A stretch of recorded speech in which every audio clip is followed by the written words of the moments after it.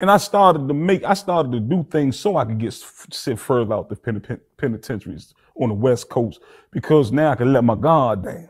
Okay. You know, I could go to school, I could go take trades, I could go get a job, and I could be peaceful, because the homies out there, they was working to get closer to home and they wasn't on BS. You know what I mean? But when I'm close to home, the homies on BS, and I got to get on it with them. You know what I mean? Because this is dog eat dog, right? But to what you saying, right?